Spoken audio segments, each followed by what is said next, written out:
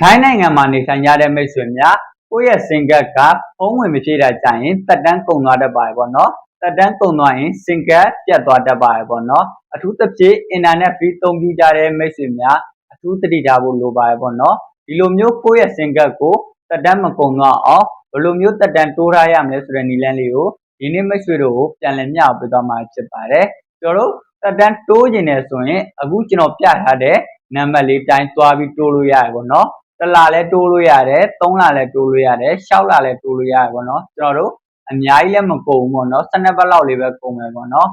ဒီနေရာမှာတစ်ခုတတိထားမှာကျွန်တော်တို့စင်ကတ်ကိုတက်တန်းတိုးဖို့ဆိုရင်ကိုယ့်ရဲ့ဖုန်းစင်ကတ်ကအနည်းဆုံးရက်ပေါင်း90အသုံးပြုပြီးမှတက်တန်းတိုးလို့ရမှာဖြစ်ပါတယ်ဒါမှမဟုတ်ကိုယ့်ရဲ့စင်ကတ်ကဖုန်းဝင်200ဘတ်အထက်အသုံးပြုထားမယ်ဆိုလဲကျွန်တော်တို့တက်တန်းတိုးလို့ရတယ်ပေါ့နော်ဒါဆိုရင်တက်တန်းတိုးခြင်းတဲ့မိတ်ဆွေများသွားတိုးထားလို့ရပြီပေါ့နော်ကျွန်တော်ရဲ့ဗီဒီယိုလေးကမိတ်ဆွေတို့အတွက်အကျိုးရှိပြီးအသုံးတည့်မယ်လို့ယုံကြည်ပါတယ်